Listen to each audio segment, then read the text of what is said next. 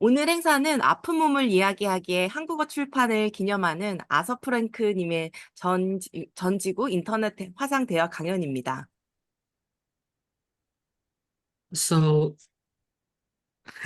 today's event is book talk with Professor Arthur Frank. That we will discuss the book that is just published in Korean. 네.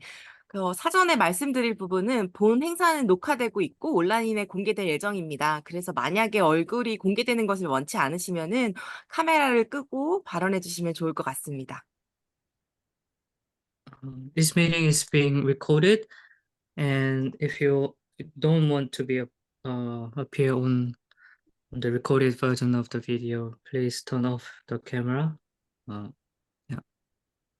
네.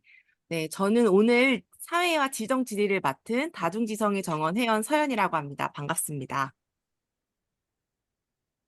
Soyeon Park, who is moderating the meeting. 네, 오늘 행사 순서는 10시부터 11시까지는 여러분께서 보내주신 질문들로 질의응답과 토론을 먼저 진행하고요. 11시부터 11시 반까지는 지정 질의를 진행할 예정입니다. So we'll go through the questions the participants sent first, and then go to the another questions that we've sent the author in advance after 30 minutes. Yeah. 네, 원활한 진행을 위해서는 발표자님을 제외하고는 모두 다 음소거 상태이고 이 부분은 양해를 부탁드리겠습니다. Yeah. Please turn off the microphone while you are not talking, and only so that other participants can focus on the audio. 네, 오늘 행사의 통역은 지금 통역을 진행해주고 계신 강지아 선생님께서 맡아주셨습니다. 감사합니다. Yeah, I'll be translating. I'm Jiha Kang. I'll be translating the lecture and question and answer session. 네, 우선 시작하기 전에 강연자 소개를 간단하게 하려고 합니다. 지금 아서 프랭크 님이 지금 참석해 계신데요. 아서 프랭크 님은 캐나다 캘거리 대학의 사회학과 교수로 재직 중이시고 지금 현재로는 명예 교수로 계십니다. 그래서 몸의 사회 분야에서도 질병, 경험, 서사, 생명윤리, 임상윤리, 돌봄 윤리 등에 대해서 연구를 계속 해오셨고요.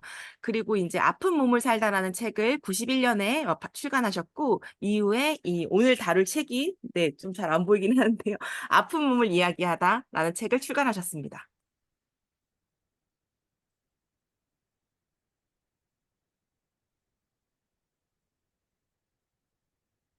안 들, 통역 선생님 안 들립니다. She just introduced you to other thing that Oh, is necessary to translate to you.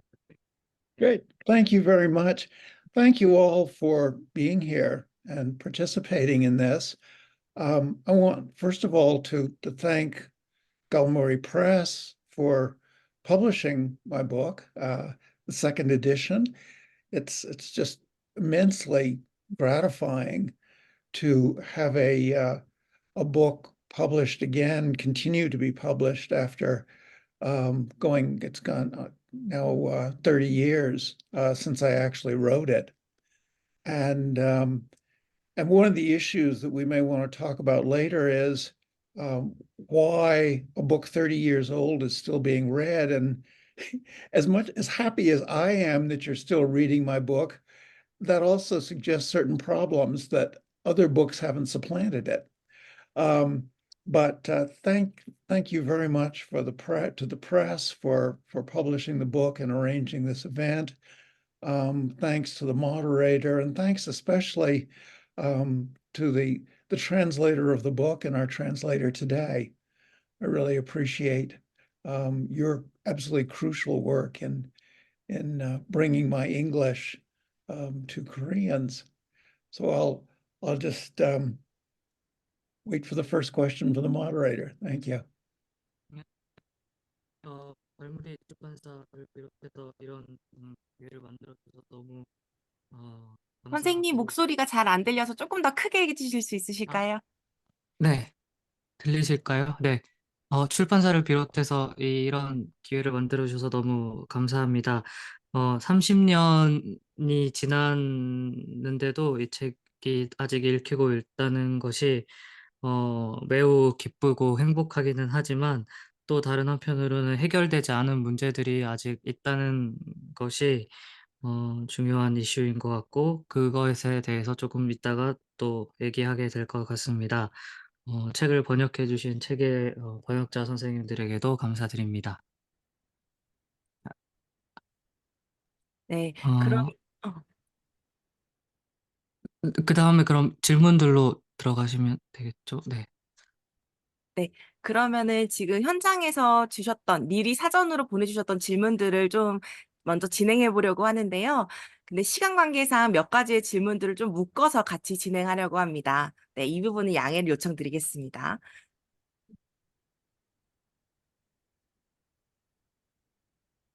스- 네, 그건 한국어로만 해도 될 것 네, 같아요. 네. 알겠습니다. 네. 네.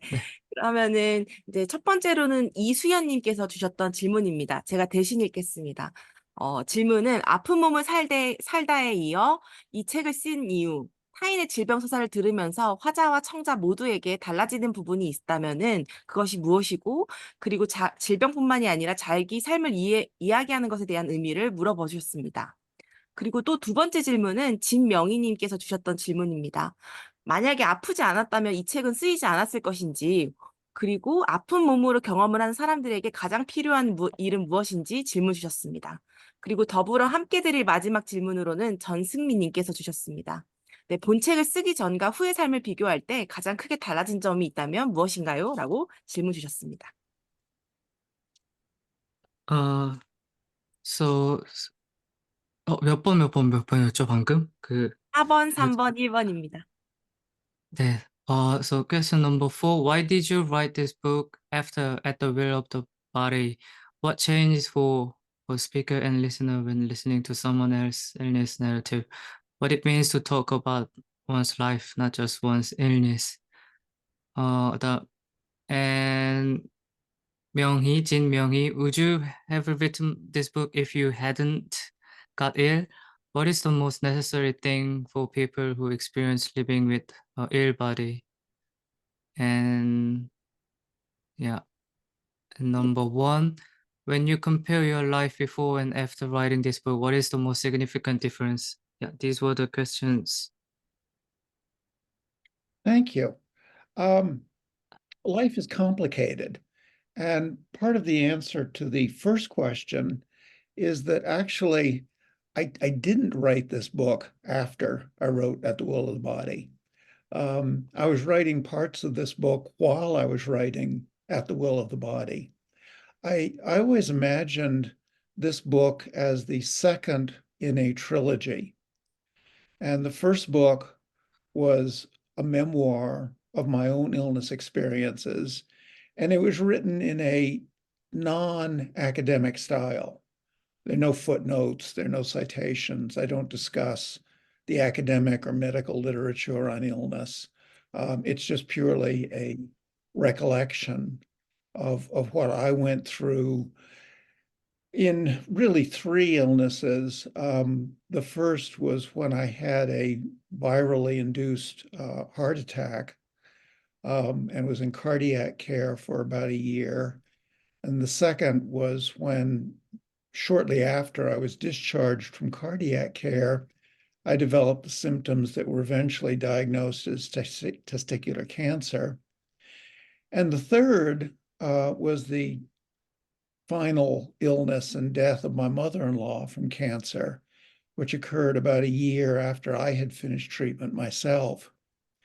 So we were living for 3 years in a world of critical illness, both my own and that of a close family member.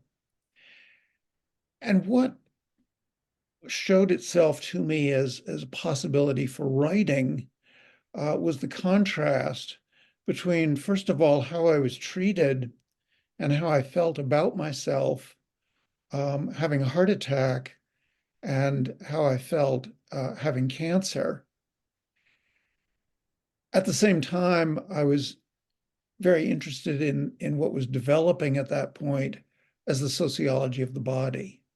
Sorry, I've given you a lot to translate there. Yeah.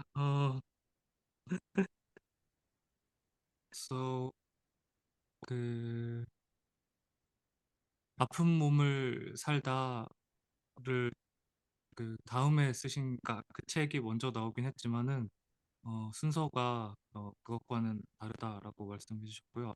아픈 몸을 살다가 책보다 더 늦게 쓰여진 그 아픈 몸을 이야기하다가 더 먼저 나왔다고 하셨고 그리고 그 뒤에 부분에 이제 중요한 건 3년 동안 굉장히 심각한 질병을 안고 사셨는데 먼저는 그 심장 심장병이 발병을 했고 그다음에 암을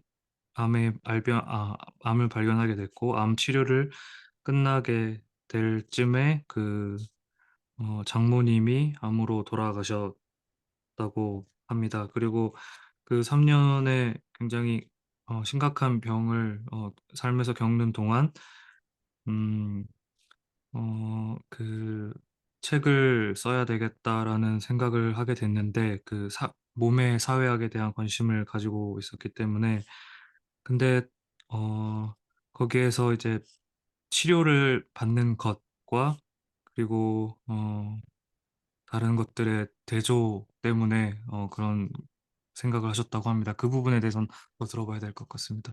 So we were talking about the contrast between how you were being treated, and then contrast between what was that? Yeah. So Oh, please continue. Yeah. Yeah. how I felt about myself having Yeah. a heart attack and having cancer, what it was like telling other people that I'd had a heart attack versus what it was like telling other people I'd had cancer, and the very different responses that I got from other people when I told 음, them about those different illnesses. 음. 그러니까 어,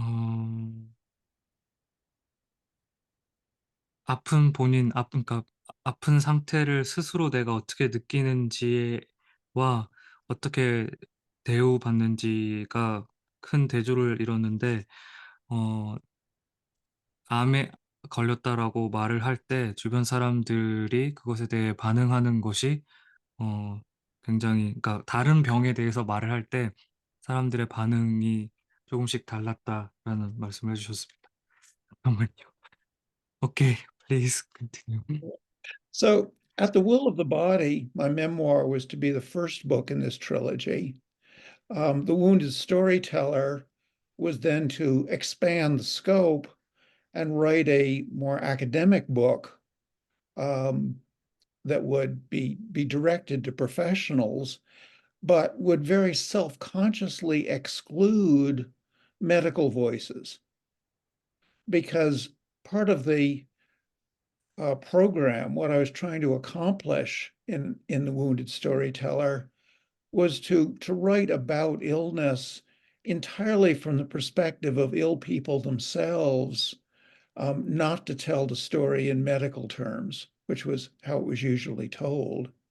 And then the 음, third volume, which became my book, The Renewal of Generosity, published in 2004, was specifically to look at relationships between patients and medical caregivers and to talk about the possibility of dialogue in those relationships.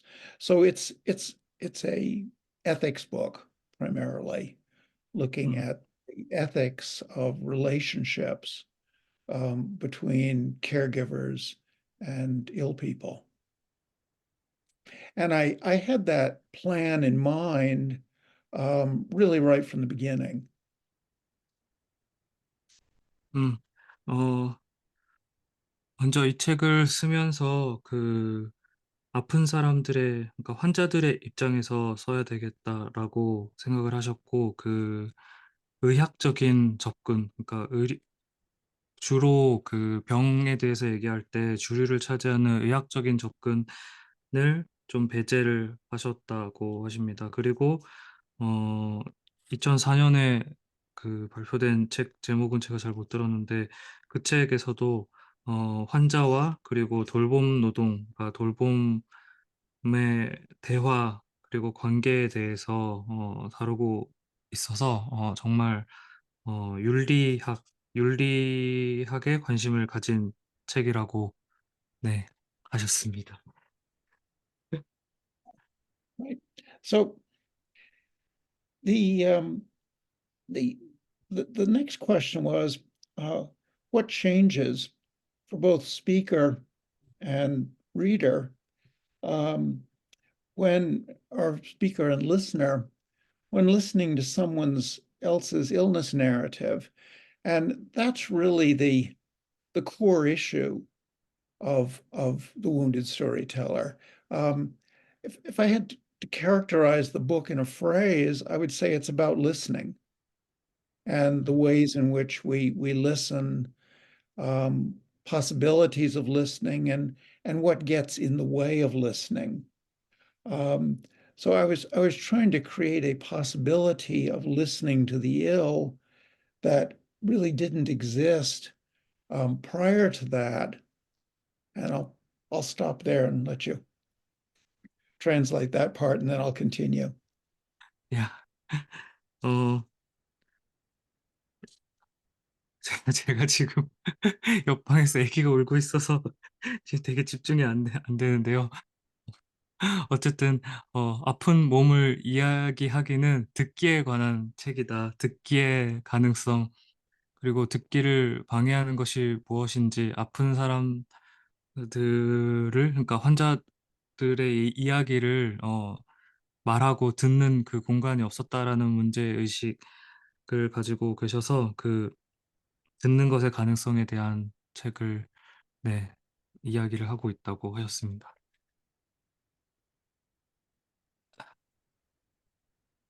이야. The the third part of the question is what does it mean to talk about one's life, not just one's illness? And I think another important point in all three books is that illness always takes place within a life, and you really cannot talk about an illness without talking about the life that the illness occurs in. It made all the difference in the world how old I was when I had these illnesses. Um, Everything else that was going on in my life that made the illnesses difficult in some ways and easier in other ways. Um, that was so I think the theme of this later on there's a question about narrative medicine, which I've worked on a lot in the last couple of years.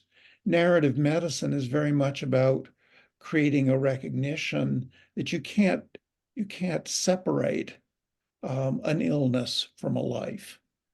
People are ill 음, with the context of far more extensive lives. 음. 병에 대해서 이야기할 때, 병든 삶, 그러니까 아픈 삶과 관련되어서 이야기하는 것이 중요하다.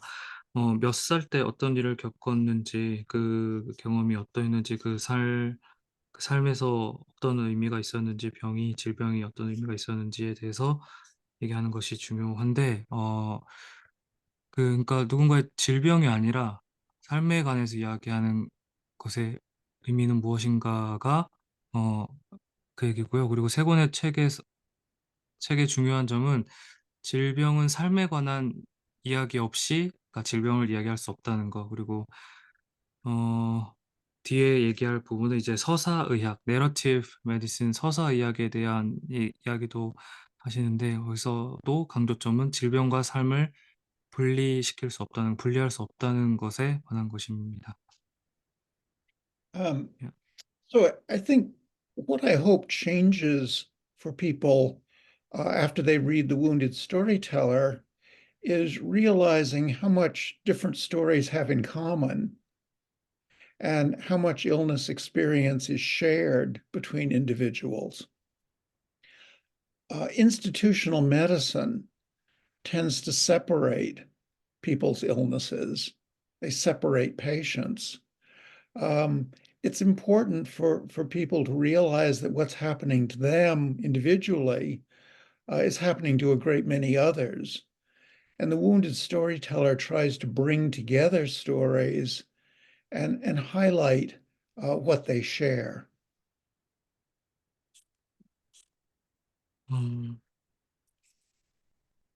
이 아픈 몸을 이야기하다에서 사람들이 읽고 느꼈으면 하는 점은 그 사람들이 서로 공유하고 있는 점, 공통점들이 많다는 것입니다. 그 제도화된 의학은 질병과 환자를 이렇게 나눠 분리를 하는데 그 개인적으로 그러니까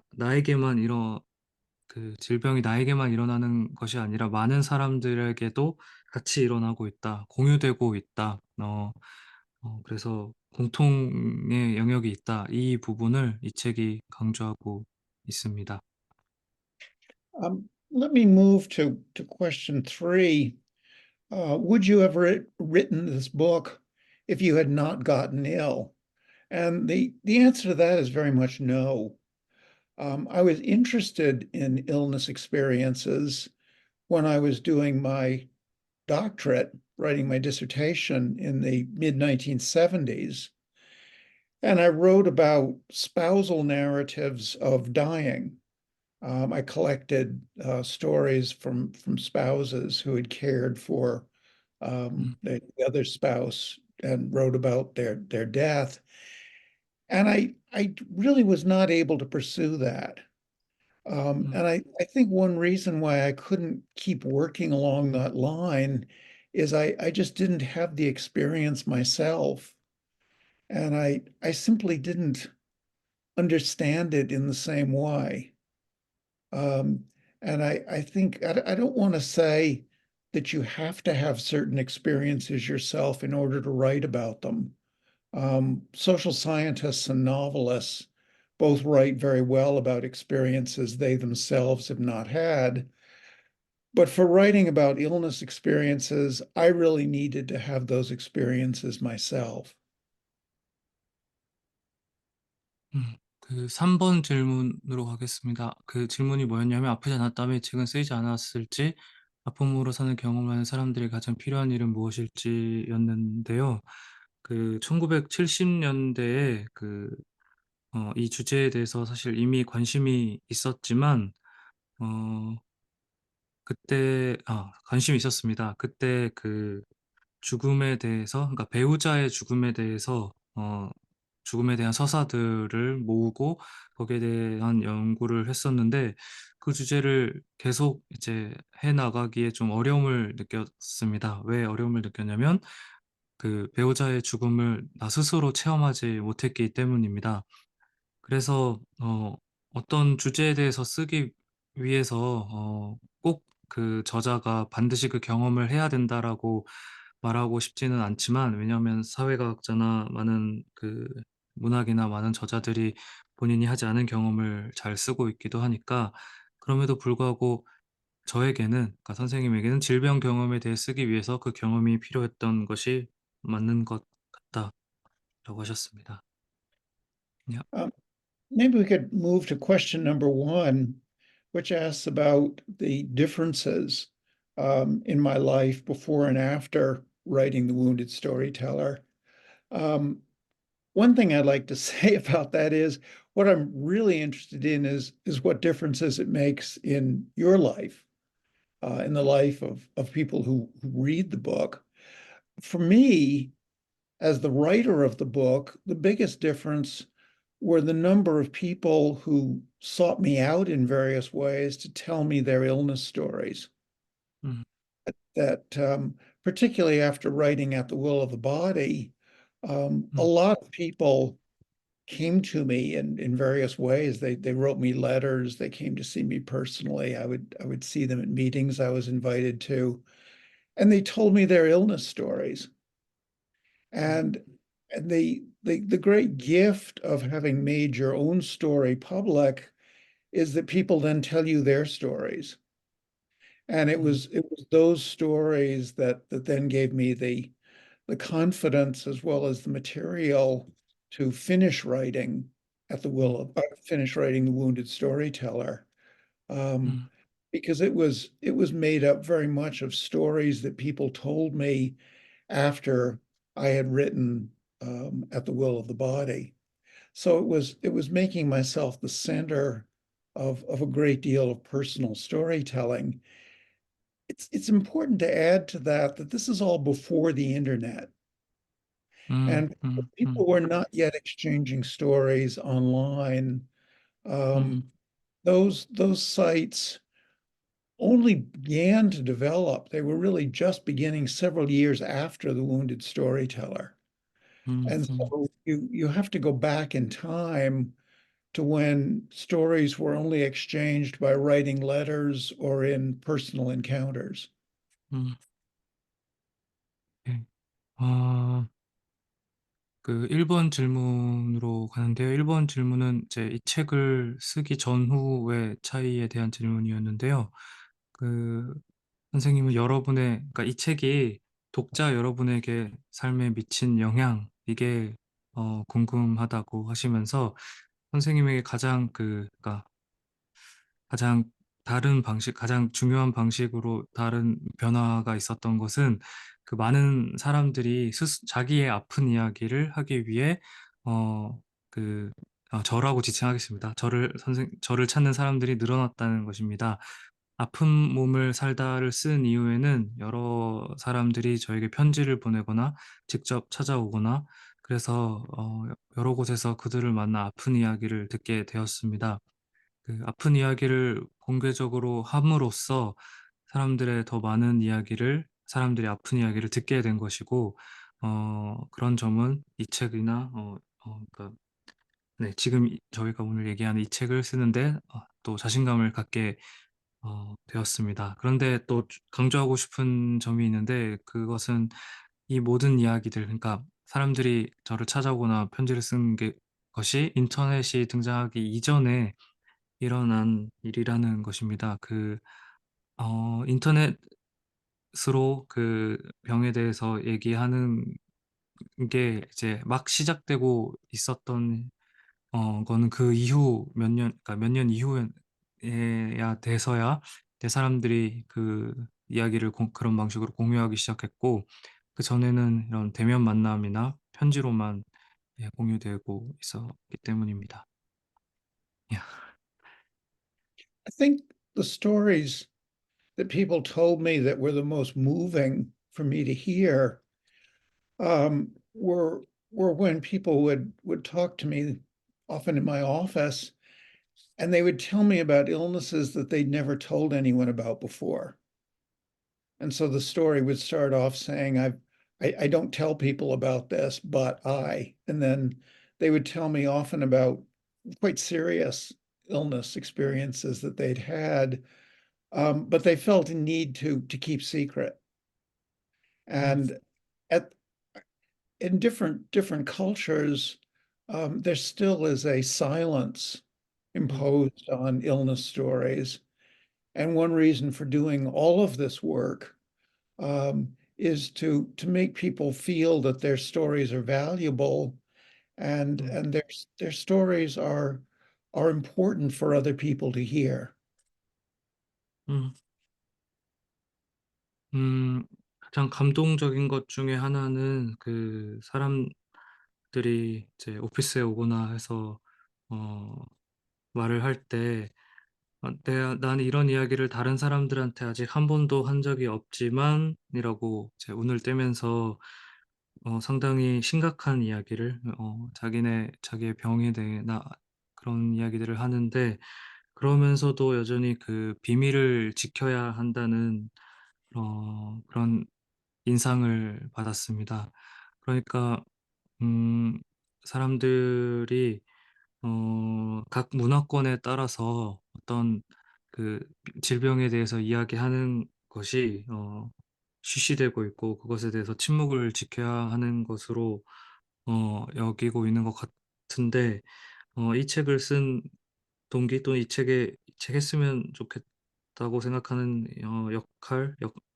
기능 중에 하나는 사람들이 그들의 이야기, 그러니까 아픈 몸에 대해서 이야기하는 것이 가치 있다라는 것을 이제 전하고 싶은 것도 있습니다. And that takes me to the second part of question 3, which is what is the most necessary thing for people who experience living with an ill body? And that question is very much like what someone else asked, um, saying, I'm currently battling stage 4 lung cancer. If I were your friend, what would you like to tell me? Um, I hope I can be a virtual friend. I'd like to first of all say that having cancer, for some people, it may be useful to think of it as a battle. But I didn't think it was when I had cancer, and I certainly don't think it is now. I think as long as we hold on to this idea of battling cancer, then we somehow make ourselves responsible for what happens. And you can't be. You're just not responsible for what happens when you have cancer. What happens depends upon the kind of cancer you have, and it depends on the medical treatment you get, and whether medicine has progressed to a point where it can treat that kind of cancer.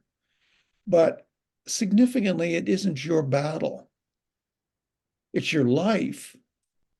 And that to me is the most important thing, is how do you hold on to a sense of continuing to live your life, making space for illness within that life, but not letting that life be taken over by illness. 3번의 질문은 아픈 몸으로 사는 경험을 하는 사람들에게 가장 필요한 일은 무엇인지라는 질문이었고, 또 다른 질문은 이제 자기 폐암을 겪고 있는데 친구라고 생각하면 어떤 말씀을 해주시고 싶으신지 이 두 질문에 같이 대답을 해주셨는데, 제가 당신의 가상의 친구, 버추얼 친구가 될 수 있길 바랍니다.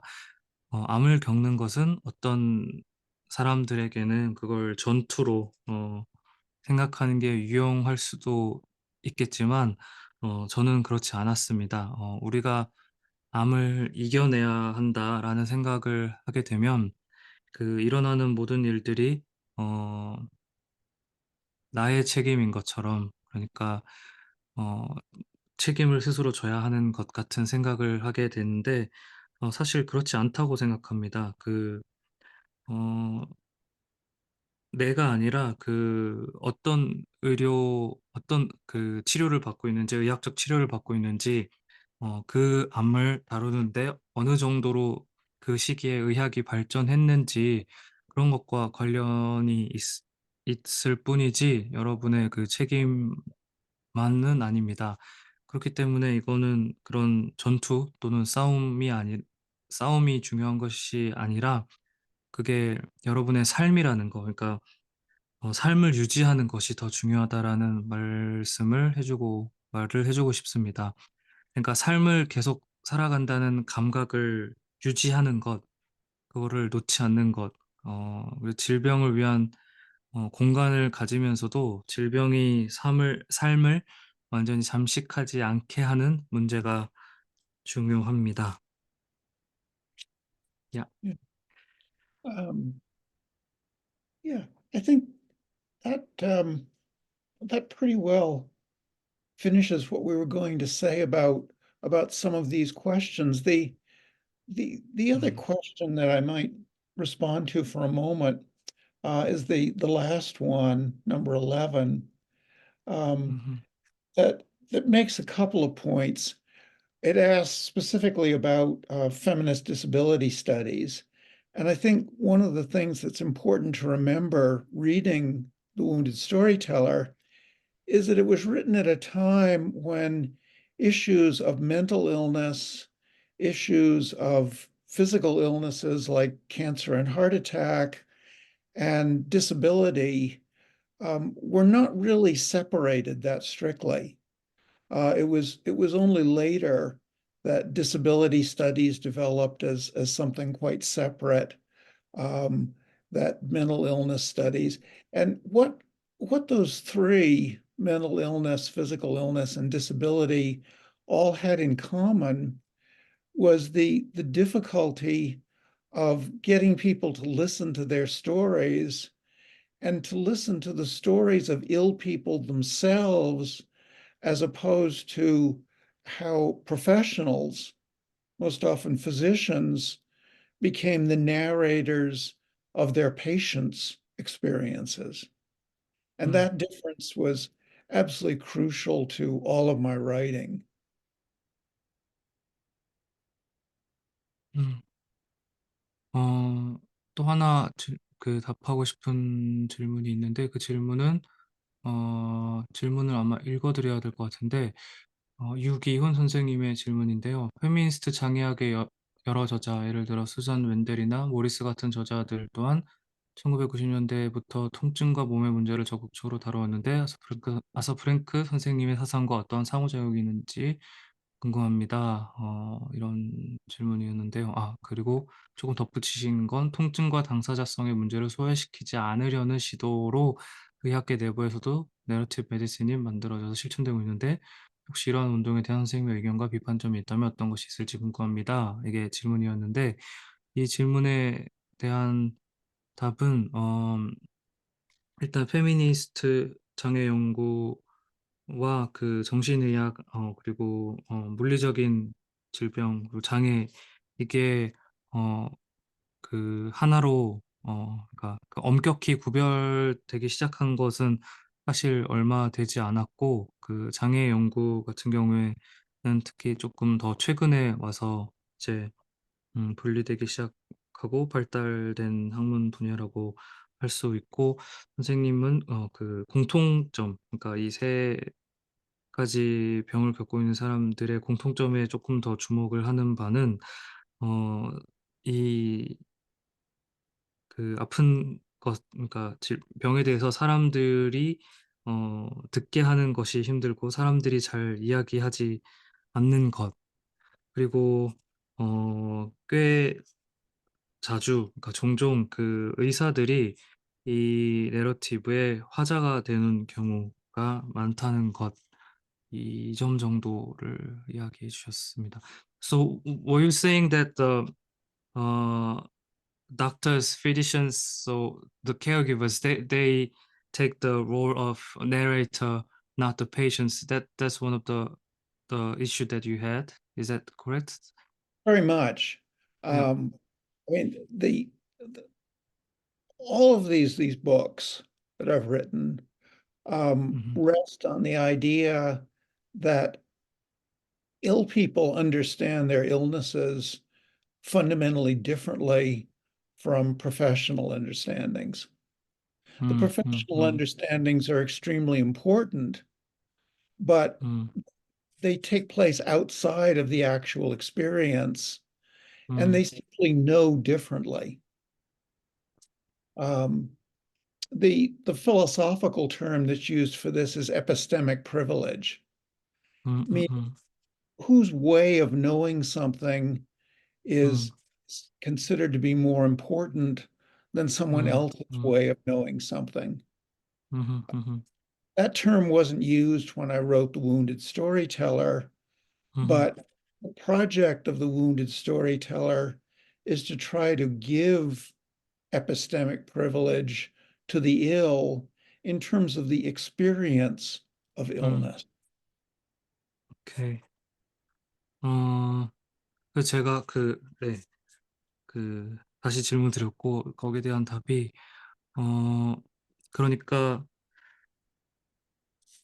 환자들도 궁극적으로 또는 기본적으로 질병에 대해서 의사들의 그러니까 의료진의 관점의 전문가들 그러니까 직업 전문가들의 방식으로 병을 처음에 듣지만 사실은 그 전혀 다른 방식으로, 그러니까 제가 정정님한테, 그러니까 다시 말하면 어 질병을, 질환을 전문가들이 이야기하는 것, 의사들이 이야기하는 것과 다른 방식으로 이해해야 한다라는 생각을 했 생각에 그 이 책이 기초해 있는데, 철학적인 개념으로 인식론적인 특권 또는 인식적 특권이라는 그 개념으로 이걸 표현을 할 수 있습니다. 어떤 개념이면 한쪽에 그 어떤 사람의 알매 방식이 다른 사람, 그러니까 이 경우에는 그 의료진의 그 인식 방식이 환자의 그 환자로서 1 인칭 체험의 방식보다 더 중요하게 여겨지는 것에 문제가 있다라는 문제가 있다라는 지적이고, 아픈 몸을 이야기하기는 아픈 사람들에게 아픈 경험에 대한 그 인식적 특권을 재부여하는 것 에 대한 네, 재부여하는 것입니다. 야. Now, medical practice is changing, and this finally brings us back to the last part of question 11 about narrative medicine. Narrative medicine is an attempt to practice medicine in ways that do not assume epistemic privilege, where the physician realizes that the ill person has knowledges that the physician doesn't have, and the physician welcomes the expression of those knowledges and the 음. incorporation of those knowledges 음. into treatment. 음. 어 그 의료도, 그러니까 의료 실천도 변화하고 있는데, 그게 바로 그 서사의학이라고 말한 부분입니다. 음 그 서사의학은 그 아까 말씀드린 인식적 특권을 가정하지 않는 것, 그러니까 인식적 특권을 당연한 것으로 받아들이지 않고, 오히려 그 의료진이 그러니까 환자들의 경험을 조금 더 환영하고, 환자들의 경험, 환자들의 그 인식, 환자들의 지식을 긍정하는 방식으로, 그래서 의학적인 지식이 특권을 가지지 않았다라는 비판에 기반을 한 것입니다. 야. Good. I could 오케이. say a great deal more about narrative medicine because that's where my recent work has been. 음음. But that really that looks forward to my next book, not back to the Wounded Storyteller. But the 음음. Wounded Storyteller was definitely one of the books that helped the narrative 음. medicine movement to get 음. started. 음음. 이 서사의학에 대해서 더 길게 얘기할 수도 있습니다. 그게 제가 지금 최근에 관심이 있어서 하고 있는 작업이기 때문입니다. 그리고 그건 제 다음 책에서 만나보실 수 있는 다음 책과 관련된 이야기인데요. 아픈 몸을 이야기하기가 30년 전에 쓰여진 이 책이 사실은 서사의학 운동을 시작하는 데 도움을 준 책이라는 점에 음 점을 말씀드립니다. 네. 오케이. So I wonder if the moderator now you want to move on to the second group of questions. Or and 네. possibly this is the 선생님. time we might want to take a break or maybe not. 통역자님 그래도 통역을 해 주시면 감사하겠습니다. 네. 저희가 질문을 2개로 묶어서 보냈는데, 혹시 휴식 시간을 가지고 두 번째 질문으로 넘어갈지, 두 번째 그 지정 질문으로 넘어갈지, 아니면은 그 여기서 그냥 계속할지 여쭤보셨습니다. 네. 그 저자님은 쉬시는 게 더 어떤 걸 더 선호하시는지 한 번만 더 확인해 주실 수 네. 있으실까요? So would you prefer if you take 5 before we go on? 오케이. All right.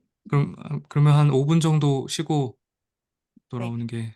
저희 10시 51분 한국 시간으로 10시 51분에 뵙겠습니다.